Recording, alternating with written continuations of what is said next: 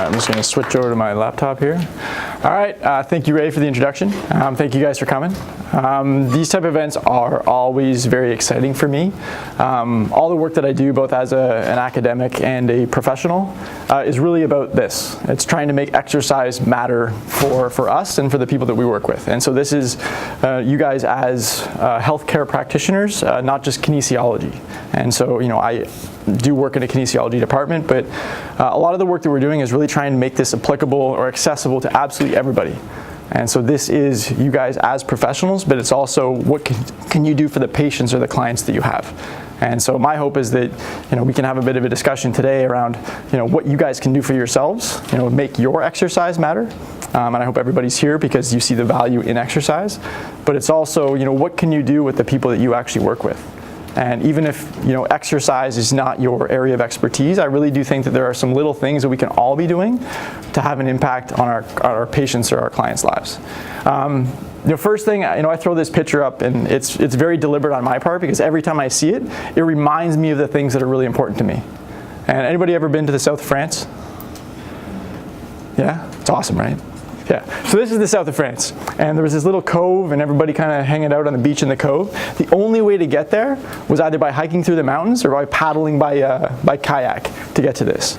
And so if you're not physically active, if you don't have the physical abilities to get there, well, you can't take advantage of the amazing opportunity that is the south of France. And so this is just a reminder for me on what are the things that are important for me.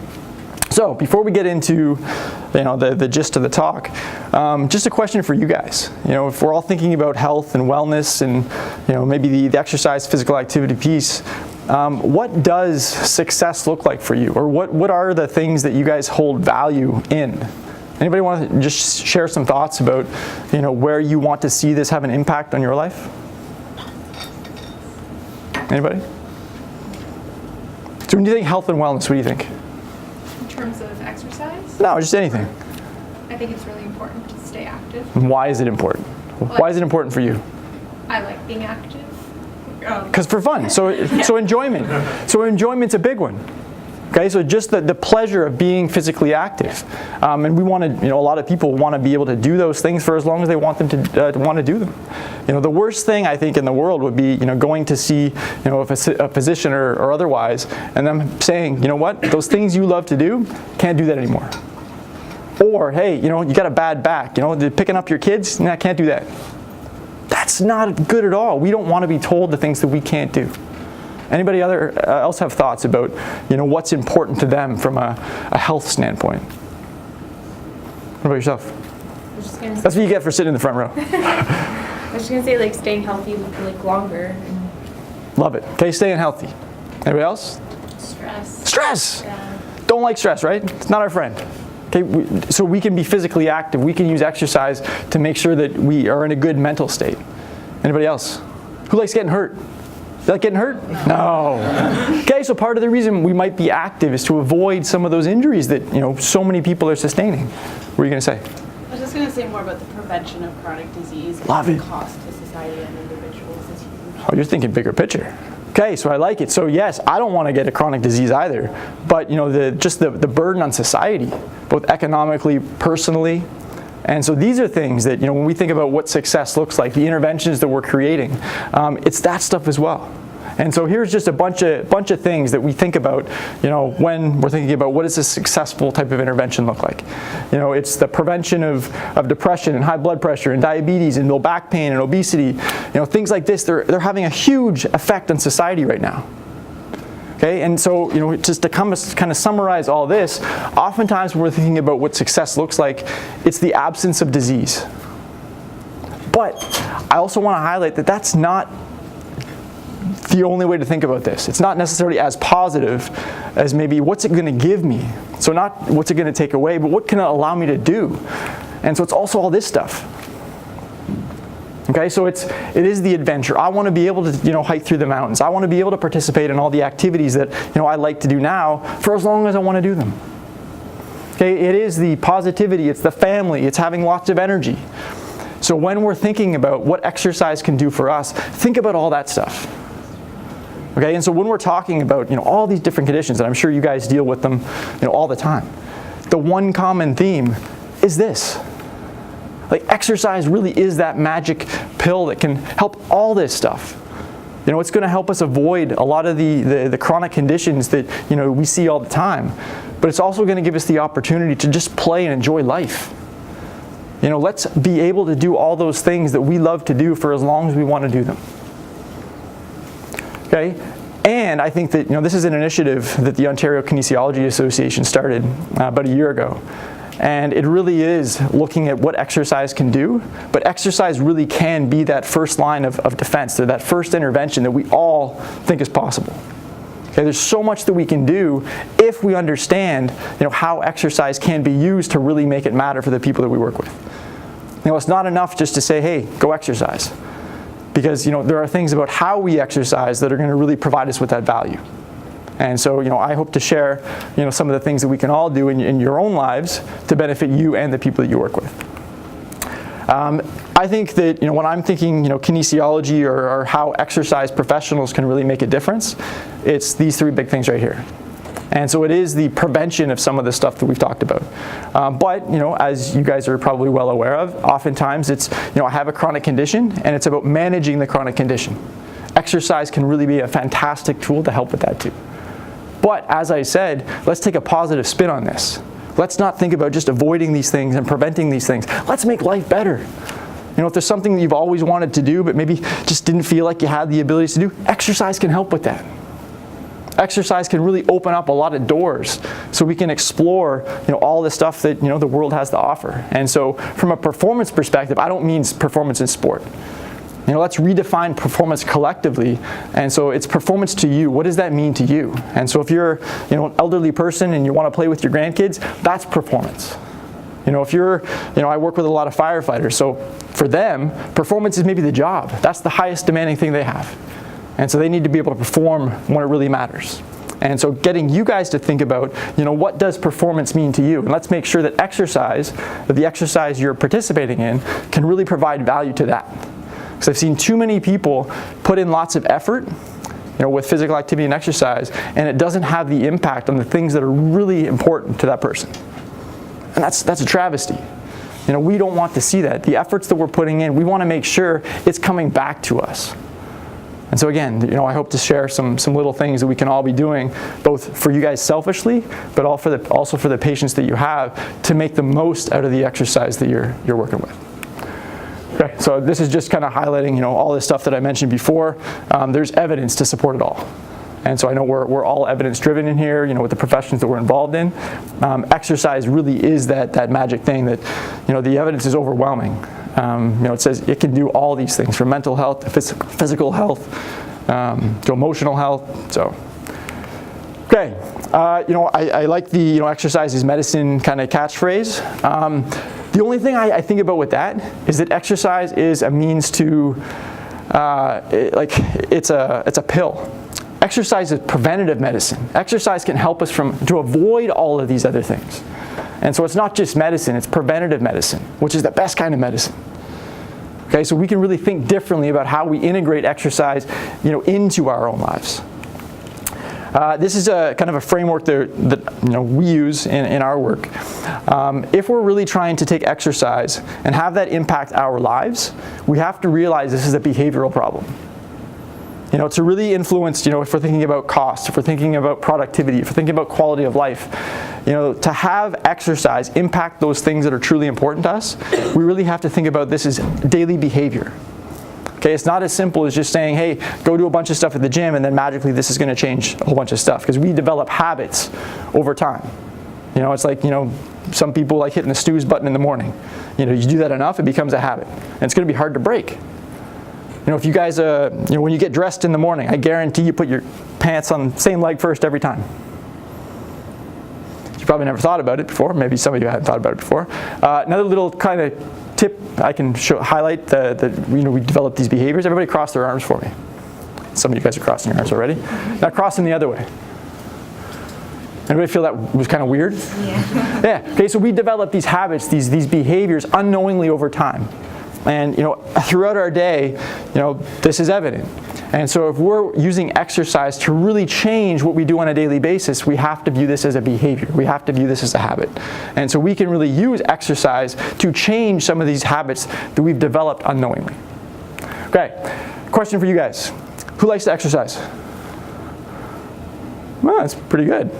Now, if you guys think about your family members, how many of them like to exercise? Fewer. You guys got pretty active families. Now, what about your colleagues? How many of them like to exercise?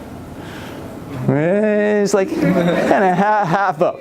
Okay, so what if instead of the term exercise, I put in physical activity? Would that change anything for you guys? Change your perception of what this is. What if I put in yoga? What if I put in CrossFit? What if I put in Zumba? Okay, it's going to change your perception about what it is that we're actually doing. So oftentimes when we're trying to sell the word exercise, some of the reasons people don't want to be involved is because of their perception of the word and what we're actually implying, when that might not be true at all. Okay, so getting you guys to think just how we market this, how we sell this is going to be very important in terms of uptake. So if I said, who likes to exercise, a lot of people don't think like this. Okay, so this is me on the left over here. I like to challenge myself. I like to see what type of limits I have. My daughter, on the other hand, she's still super young, but we're teaching her. Okay, and she starts to enjoy this stuff. So not everybody gets pleasure at the moment out of exercise. And so we have to get people thinking a little differently about what, one, exercise looks like, and then two, what benefits they can kind of get from it. Realizing that not everybody wants this. Is that okay? All right. I hope this is the message, or this is kind of the big thing that we can all get behind. It really is getting more people, more active, more often. So how do we do that? Anybody have thoughts about how we do that? Or anything you guys are doing for in your own daily lives? Anybody? Yeah. Identifying barriers. Barrier, that's a big one. Okay, one of the biggest barriers I think people cite is time. Okay, but I don't know if you guys are aware, there's evidence that as little as 3 minutes can make a massive difference. Okay, so we've started a little kind of initiative called 5 Minutes of Fun. And it's highlighting that you can be at, and I'll show you guys some of this down the road. There's little things that we can all do every single day that don't require you going to the gym. You can do it in your underwear. Doesn't look like the typical exercise stuff. But you can still get the benefits of being active. And so again, it's changing the perception. Attacking some of the barriers that people commonly cite. And so you know what? There's ways to get around those barriers. I'm sure we're all super busy. We don't have, most of us anyways, don't have an hour to go to the gym. I'm here, you don't need to. There's so much you can do outside of that environment. So let's think differently about what exercise looks like and how we can integrate that into our lives, acknowledging some of the barriers that we have. And so the other thing I would say is let's think about all those things that we identified as being important to us. Those things that we identified for being successful. Now, what are the determinants of those? Meaning, what is it going to take from an exercise standpoint to actually become, more fit, improve my quality of life, reduce the risk of diabetes? What does it actually take to do those things? And then we can make sure that as we're planning out what exercise looks like for us, we're hitting all those check boxes. So, this is a model that we use. Both academically in our Master Professional Kinesiology program, the undergraduate program that we have, but also in practice, this is how we're viewing that. Okay, so just kind of walking you guys through this. This is kind of our leadership and kinesiology model. As a first step, we're really assessing the needs and the wants of the populations that we work with. And this is everything from the barriers to reasons why they're motivated to what are their physical abilities at the moment. But it's gathered that information to say, what are we starting with? This also is the opportunity to say, where are we going? What do you want to do? Because our task, as people that are working in the exercise industry, it's, I need to know where you want to go and where you're starting so we can develop a roadmap to connect those two dots. That's really what it's all about. But that starts with assessment. If I jump in right away and I say, hey, we're going to do all these different crazy exercises, that may have nothing to do with your interests. So let's figure out what your interests are to start, then we can develop the appropriate roadmap. Okay, so we start with the assessment. The assessment then drives the design. And so if we acknowledge that time's a barrier, I don't have access to facilities for a number of reasons. I have 3 kids at home, I have this full-time job. Okay, that's going to influence what we actually design and put together for you. I don't want to give you a solution that is completely inappropriate to accommodate your lifestyle. These are things we have to consider. Okay? After we go through the design piece, we come to implementation. Some of the times when we put something down on paper, it's not going to work in reality. And I'm sure some of you guys have seen that. So we have to think about what are also some of the things when we actually go to put this into practice, other factors that we have to consider. Do you have social support? Is this something you like to be with other people when you're active? Do you get some satisfaction out of that? Or are you somebody that you like that me time? You like to be alone. That's time where you kind of decompress. Are there specific things that you need, and how you perform the exercise? They're going to dictate whether you're successful or not. And I'll go through some of that as well. But oftentimes, how you move is going to dictate the outcomes that we see. If we don't emphasize how you move in this piece here, maybe you're not getting the outcomes you identified as being important. The 4th step here is really, let's evaluate whether or not we're hitting our mark.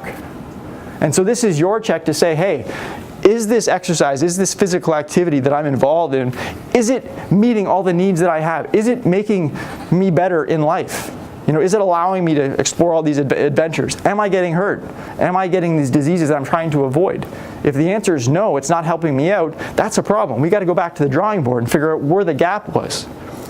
I mentioned I do a lot of work with firefighters and soldiers in these very physically active populations. There's so many people right now that are getting hurt while exercising. It's crazy, and the amount of money that's being spent on that. And so I hear a lot, well, maybe we just shouldn't exercise. It's like, no, we can't do that. Let's think differently about why you're getting hurt when you're exercising. Because right now, the intervention is not necessarily matching what they're trying to get out of it. And so this is where, how you exercise is going to be very important, and understanding, a few of the things that are going to dictate that, are key, and we'll go through some of that as well. This 5th piece up in the corner here, this education.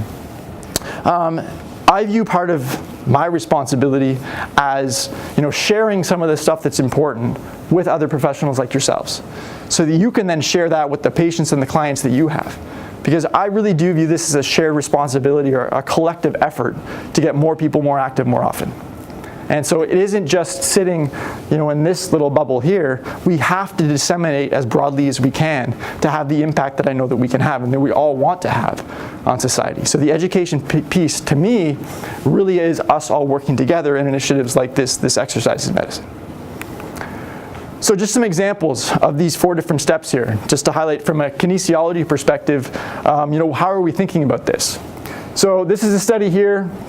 We're talking about, you guys may have heard her before, but when you're lifting, you don't want to round your back.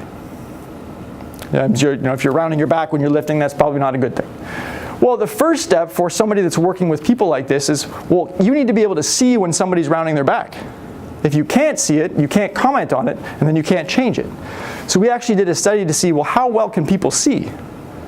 And so when we have a group of people lifting, so we're watching a bunch of videos, we had practicing kinesiologists, we had firefighters, we had students commenting on how much spine flexion they thought was present when these people were lifting.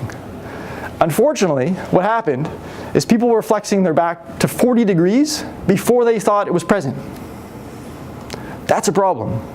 Okay? But recognizing this as a problem is step number 1, because now we know we have to go in and help people see things a little differently. Okay? So from an assessment standpoint, if we're trying to get a sense of where somebody is starting, this is part of that process. Okay? Understanding, well, how well do you see? And then on the other end, how much is this person actually exhibiting? That's just one example. Second example. From a design standpoint. So I mentioned that there are some key factors that are going to dictate how successful we are from a performance standpoint or an injury standpoint. This individual on the left here, I don't know if you guys can see, but his foot, his knee, and his hip, if I draw a line from his foot to his hip, his knee doesn't sit on that line. From a knee injury perspective, this is one of the worst things that we can do. Okay, so your risk for knee injury will go way up if when you're running, you're jumping, you're squatting down, you're picking up your child, if your knee is not aligned with your foot and your hip. This is a professional football player when he's doing a long jump or a broad jump. So I don't know if you can tell, but his knee is pointing forwards and his foot is pointing sideways. This individual here had one ACL injury before this, one ACL injury after this, and his career is now over because of injuries. Okay, this is just to highlight that if he's never been told or isn't aware of what's actually going on, he's reinforcing bad habits every single time he's in the gym exercising or when he's on the field. We often hear the whole practice makes perfect. It doesn't, it makes permanent. And this is why we cross our arms the same way. This is why we put the pants on the same way every day. We reinforce the habits every single time we do them. Exercise is the same thing. So if we're not aware of what's actually important, we're potentially reinforcing some bad habits. But if we know what's important, we can start reinforcing some of these good habits. So a little story, so I like I said, I do some work with firefighters. About 8 years ago, I was doing a workshop, somewhat similar like this, but we had a practical component. We were able to practice some of the things that we were highlighting. And I think like you guys may do afterwards. One of the things I mentioned is to these firefighters is when you're getting into the truck, when you're walking up and down stairs, keep your knee, your foot, and your hip all in a straight line. That was it. And then I said, now go practice stepping up and down. Guy had been a firefighter for 20 years, came up to me after this little workshop, and that was all I'd said. He said, for the past 20 years, every single time I walk upstairs or get out of the truck, I've got pain in my right knee. Today was the first time in 20 years I didn't have pain. I was like, whoa. This is when I was first starting to get into the whole industry. I was like, that's crazy. I didn't think just telling somebody something simple like that could change their life in an instant. 2 months later, the guy came back to me and said, you know what? I gotta thank you. Like, you've changed my life. I haven't had pain in that right knee since that day. So the guy had been living with pain for 20 years in his right knee because he didn't know. So there are little things that we can all do every single day, stuff that we can share with our clients and our patients to make a massive difference. And sometimes it doesn't take some crazy intervention. It's just being aware of what's actually important.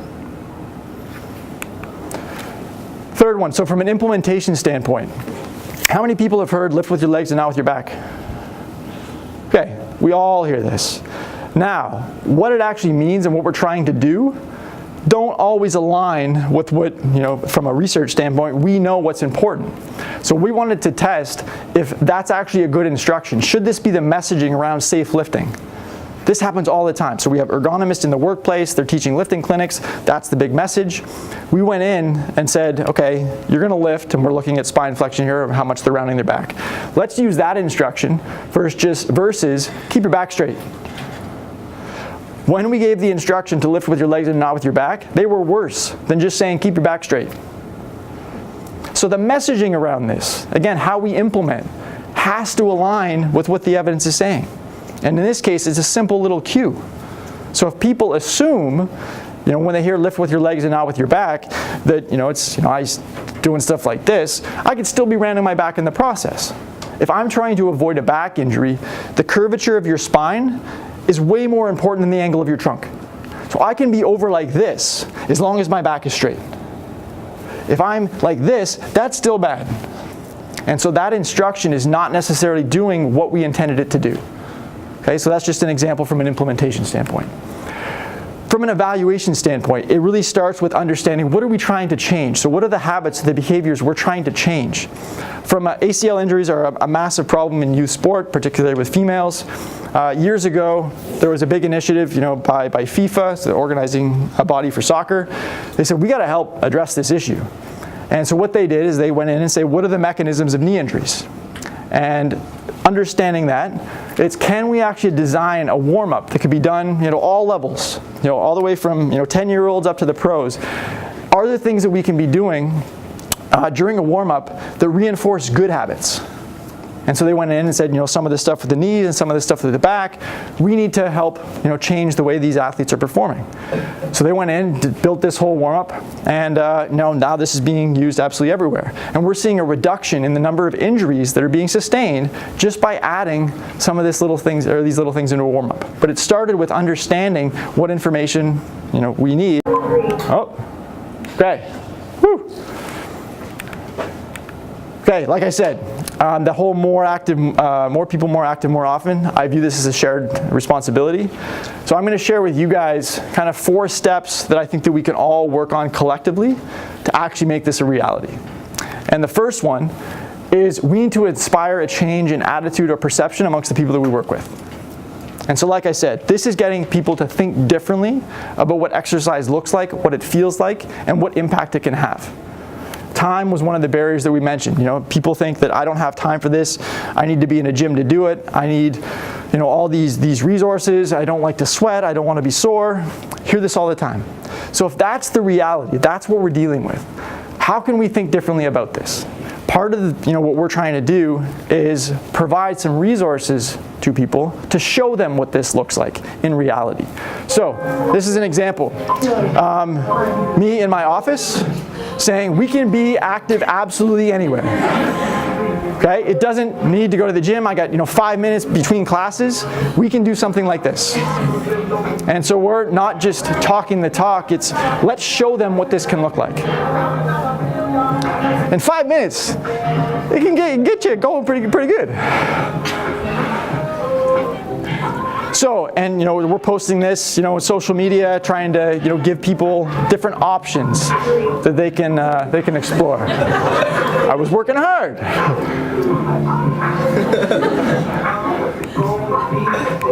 So that's one example. How many people at the airport, you're walking around, and you see people sleeping on the floor all the time, but you never see people exercising? Why is it acceptable to sleep on the floor, but not to be active? So we can get them thinking differently about this. So we had a few minutes before we're boarding. Let's, be active a little bit. Don't have time, can't fit it in when we go home. We can fit it in absolutely anywhere. Okay, again, getting people to think differently. We have so much time waiting for the plane. Okay, so this is just me in a hotel room. Every time I travel, I try and give different examples. You guys have heard the term hygiene before, right? Hygiene, defined as practices conducive to maintaining health and preventing disease. Let's stick movement in front of it. Every single day, let's practice movement hygiene. Like we practice oral hygiene.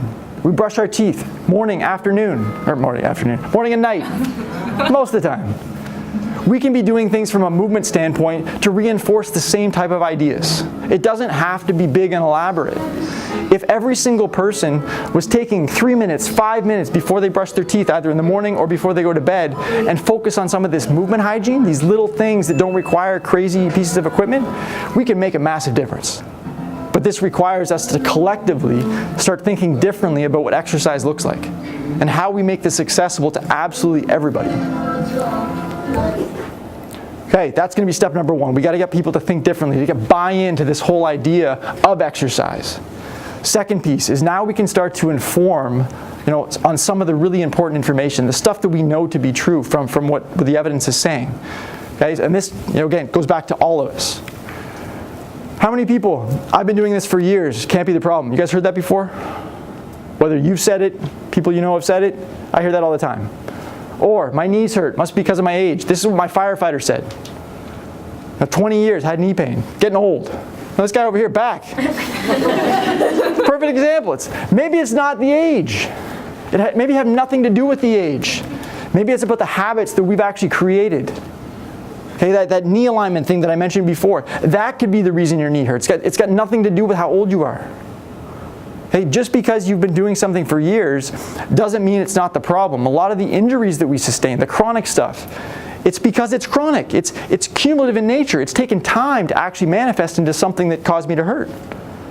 Okay, we have to intervene early. This is where we can actually prevent a lot of this stuff that's inflicting, the people that we see every day. So, this guy here, I don't know if anybody knows the Brandon Roy, was a basketball player, professional basketball player. Yeah. Brandon Roy retired from the NBA because of knee problems. This is Brandon Roy when he's in the NBA. Okay, so this is just for me to highlight that some of these stuff that we know from an evidence standpoint is not making its way even to the professional ranks. He's walking up and down the court. Every single step he takes, I don't know if you guys saw it, his knee is coming in. That's not good. That's, the one thing that we know from a knee injury standpoint, don't let happen. But it's happening. And so there are things that we can all be doing to share this information, to say, hey, if there's anything you can do from a movement standpoint on a daily basis, let's adhere to these principles. We have what we call our 7 key features. Okay, I'm going to share 3 with you guys. It's knees, backs, and shoulders. There's 3 things that we can all be doing regardless of where we are. This is, at home in your underwear. This is, playing some type of recreational sport. This is in the gym. Doesn't matter. 3 things that we can all be doing to make us a little bit safer. Okay? And I'm going to have maybe Kyle come up and help me out with a little demo here. Okay, so I'm going to give you guys, so looking at your knees, looking at your back, and looking at your shoulders.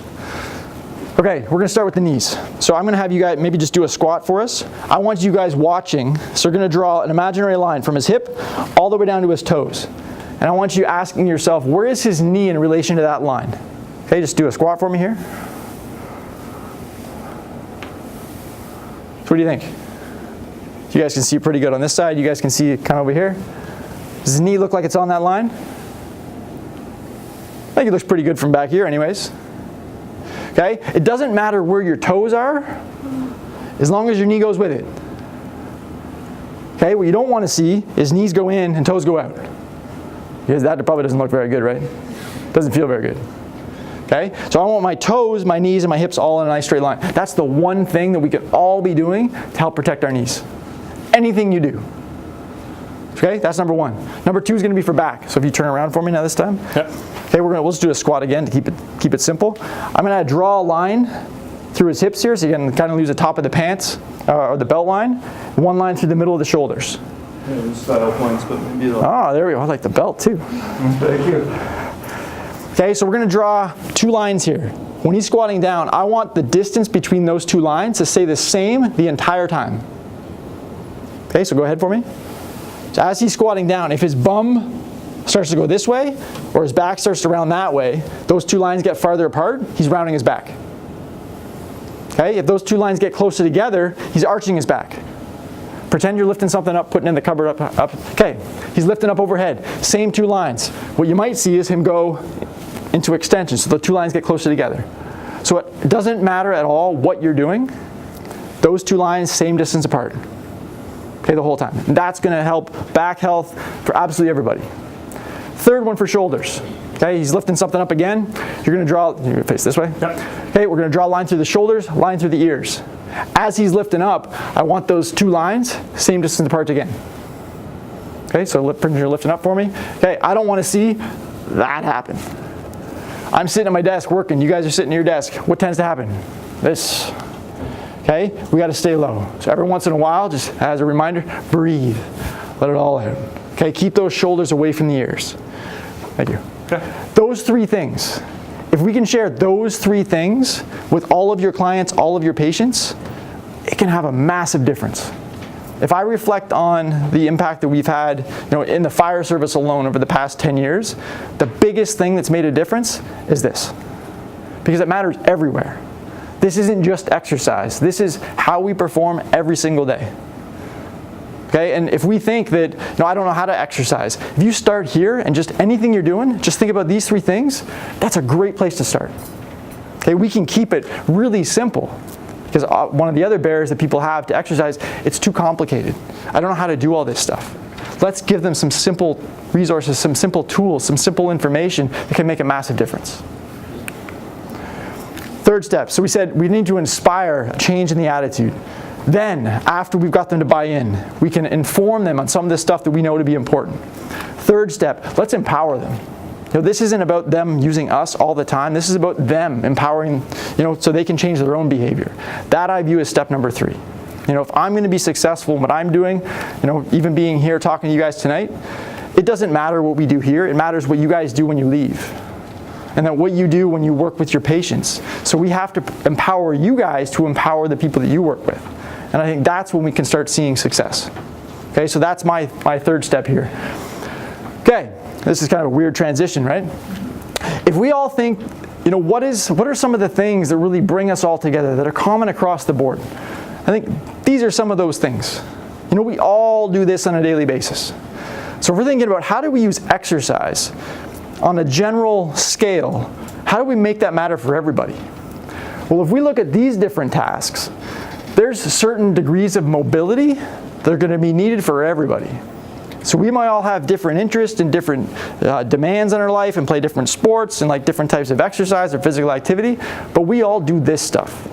If you don't have the mobility to do these things, quality of life is going down. So at the most basic level, if we think about what mobility is needed to do these, and then we can assess whether we're meeting those needs, yes or no, we can provide ourselves with some solutions to start addressing just this general stuff. And I think it's a great place for everybody to start. You know, it's less intimidating to maybe work on some mobility stuff for people that have never exercised before. It's an easier transition into this, idea of trying to make exercise matter. And I think that's where we can start. So some of the stuff that we're working on is this idea of self-care. And I'm going to have, maybe Kyle come up and help me again here. I want to give you guys some tools tonight that you can take home and actually check on yourselves, or after we're done, that you can check to see if you have the requisite mobility to perform just some of these activities of daily living. Okay, that would be my goal. And you guys can share these with everybody that you know. We have videos and resources to go along with all this to really try and make it simple. So whether you're a yes, these are kind of little check-ins. So if you're a yes on this or a no on this, doesn't make you a good person or a bad person. It just says you need these things versus you need these things. Okay, so everybody gets something based on how you perform these different activities here.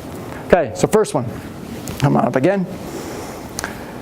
So this one you can do out in the open or you can do against a wall. What we're going to be doing, so if you imagine there being a wall, just so they can see it, just right here. So imagine there being a wall.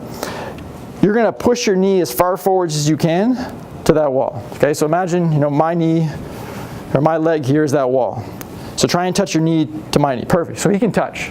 He's going to continue to back his foot up and try and touch the wall. So go as far as back as he can. We're trying to see how much dorsiflexion, ankle dorsiflexion he has. His goal is to get 10 centimeters away from the wall. Okay, so he's going to keep backing the foot up. If he can keep touching my leg while the heel stays on the ground, no. Oh, he can't touch anymore. So we would then measure that distance. If he's over 10, he's good to perform activities of daily living. If he can't, he needs some more ankle dorsiflexion, and then we can give him some solutions to address that. Okay, so if he's over 10, he gets these. If he's under 10, he gets these. Little check for everybody to do. So again, you can do it out in the open, or you can do it up against a wall. Just basically, seeing how far back I can get before I can't touch. Is that okay with everybody? Try both sides. Sometimes we have an asymmetry. Second one. I don't know if I'll have Kyle do this or not. You want to do it? Can you lie on that? Yeah. Awesome. Ask Kyle. Okay, so first one was for ankle. So ankle is related to the knee. So we had, the other observation. So we had a knee, a back, and a shoulder. We're going to have an ankle, which is related to the knee. We're going to have a hip, which is related to the back. We're going to have a kind of a shoulder scapula related to the shoulder. So it all gets connected. Okay, so this position here, what we're going to have Kyle do, one leg stays on the ground.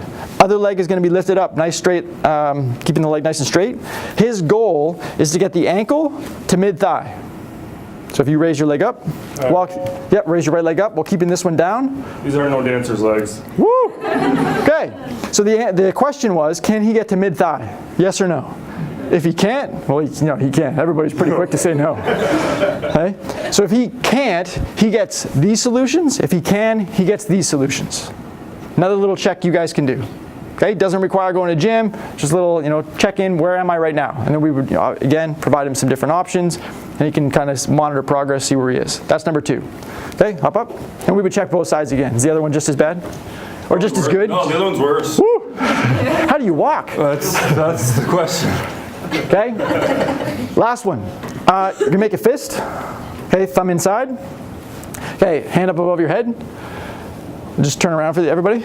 Okay, so the question here is going to become in one smooth motion, can you get your fist down past C7?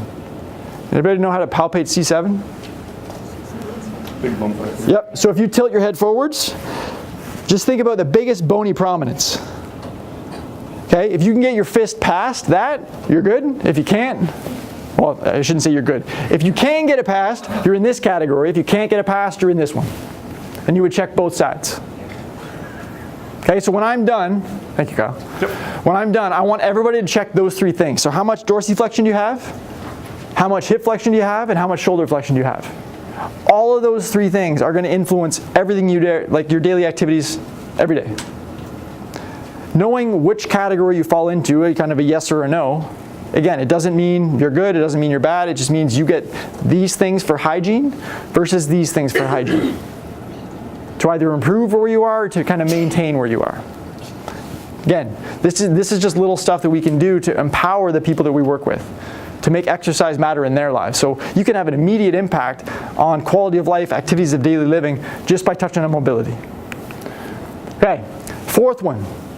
I really think that, from my experience, giving some people some challenges help to facilitate growth and long-term adherence to whatever it is that we're doing. And challenges look different to different people, but giving them a bit of a carrot to say, I'm seeing progress here, that keeps me engaged.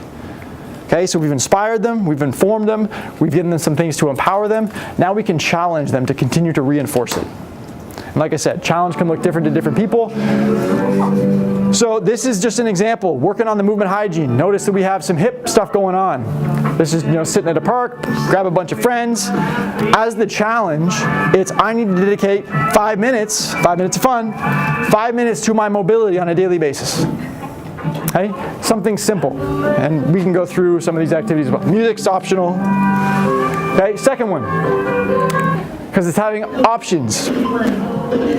Again, music's optional. This situation here is just an example. So for 5 minutes in a row, I was rotating in a circle, going from a plank to a side plank every single 30 seconds, progressively making things more challenging. So the challenge, again, 5 minutes. Can you perform an activity like this, regressing as we need to? So again, just to keep people engaged. Maybe I can't get the whole 5 minutes this time, but with practice, now I can. So again, we're getting people engaged in the long term.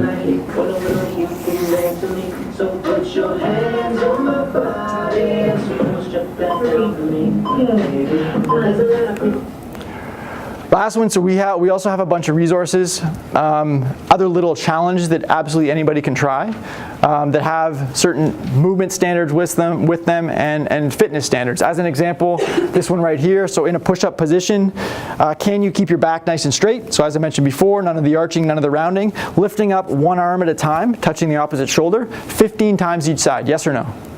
And again, that's a challenge. So maybe I can get 5 right now, I have to do it on my knees, that's cool.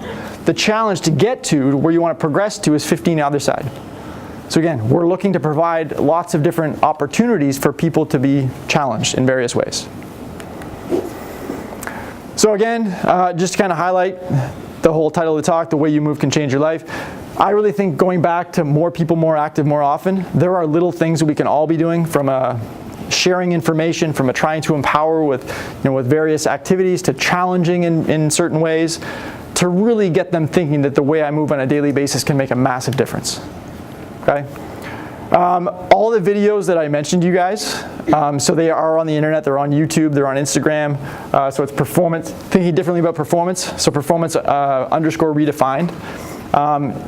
If there are other things that your patients, your clients are asking for, you can let me know and we can actually create resources to support that, because this really is about trying to be accessible, trying to be inclusive. There are other videos. I have people in my faculty that have been sedentary in the past, and it's how can I get involved in this? And so it's like, awesome question. Let's highlight some opportunities that we can do so you can just start the process. And it's been amazing to see the evolution just by 5 minutes a day. Okay, that's it for me. Questions, comments? Thank you. Anybody? Yeah, sure. You can leave it on if people have questions. Yes. I was just wondering if you could talk about why bringing the shoulders up is a bit of an issue. I know that obviously the knee over the toes, that's bad for the knee. And for the back, if you keep the two lines straight, that's also good for back health. But I guess, what have you noticed for people that don't keep their shoulders? Well, there's a couple things. Just like the chronic muscles being on chronically, but also reduce the subacromial space. and so more likely to impinge if shoulders are up. And so we actually have 7. So there's 2 for the shoulders. So one is the up, the other is kind of forwards.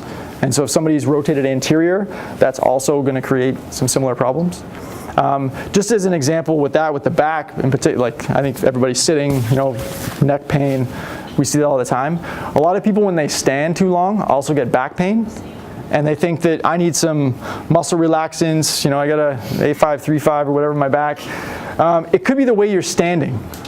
And so if the way you're standing, so if you have a forward trunk lean, if your head is forward, so a lot of people stand like this or they have rounded shoulders, it could be that your back muscles have been on all day, or the whole time you've been standing. They're just screaming at you saying, I'm really tired, I need to turn off. And so muscle relaxants are not going to work to take the pain away. What will take the pain away is shoulders back, chin back, turn the muscles off. And so, some of what we're saying, with the shoulders down is just to turn the muscles off. With the back, it's turn the muscles off.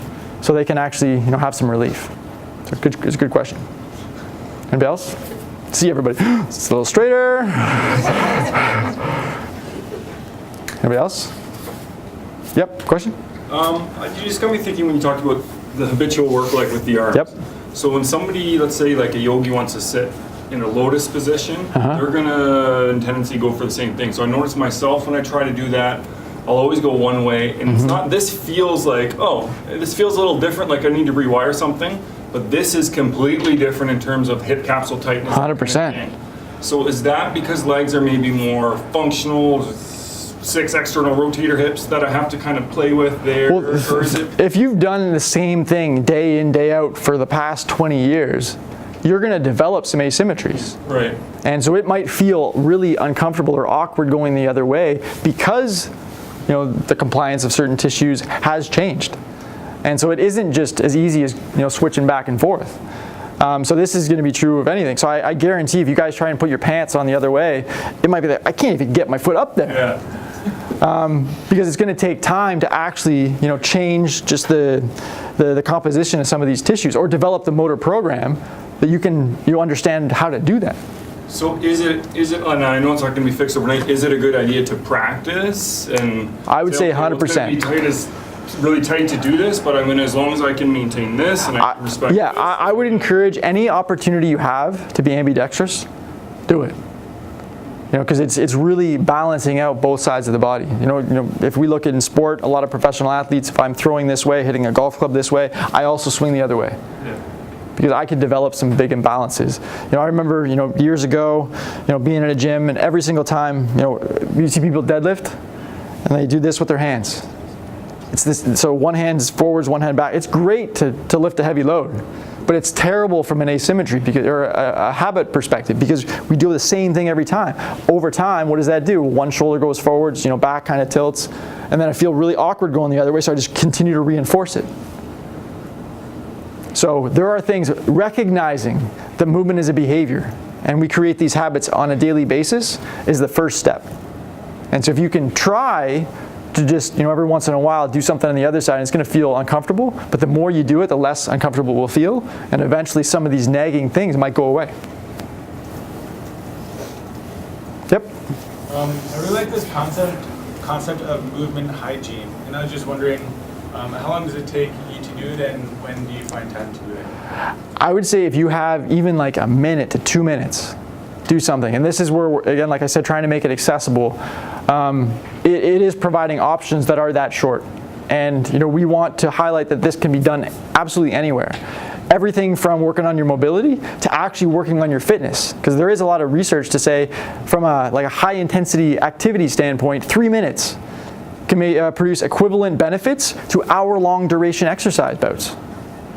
And so when we look at the barriers that exist amongst the population, it's time, it's resources, it's access to facilities, let's dismiss all that. It doesn't have to look like the conventional exercise stuff does. And if there are things that we start to integrate into our daily routines from a hygiene perspective, that is as simple as a couple minutes in the morning, a couple minutes at night on a daily basis. So right now for me, I've committed to 5 minutes a day, at least. If I have more, great. But even from a psychological perspective, knowing it's only 5 minutes, I can fit that in. So life gets crazy sometimes. With a newborn, you're up all night, every night. I'm sure some people know. You don't have a lot of time. But if I'm like, okay, I don't need to go anywhere to do this. I can do this right here. I can do it with her in my arms. You're doing some of this. It's like awesome. Now I can check the box. So from a psychological perspective, I feel satisfied. A lot of people, I feel ashamed if I don't exercise. I feel guilty, and it's like, next day, same thing again. We can get rid of all that by saying it can be like 3 minutes, it can be 2 minutes. Just do something, and that can be as simple as, hey, I'm going to walk down the stairs, or not take the escalator. If everybody rides the subway, it's crazy. Stairs are always empty. Everybody lines up to get on the escalator, and just take the stairs. Hey, there's your activity. Little things like that, if I can check the box, eventually it's like, for like 14 days in a row, I've done at least 3 minutes of activity here. I feel pretty good about myself. So it was a transition even for me, but now it's awesome. It's liberating. Because you don't need, I don't remember when the last time I went to a conventional gym was. And I feel like, I'm not only from a hygiene perspective, but from a fitness perspective, you can do so much. And so if you're that person that wants to be super fit, likes those challenges, there's lots of stuff you can do. Thinking differently about what exercise looks like. Because we all know the benefits. Exercise is medicine. So we all know the benefits, but it's getting people to do it. That's the problem. So let's not continue to try and put round peg in a square hole. Let's think differently. Other questions? Any more questions? Alrighty. Love it. Thanks, guys.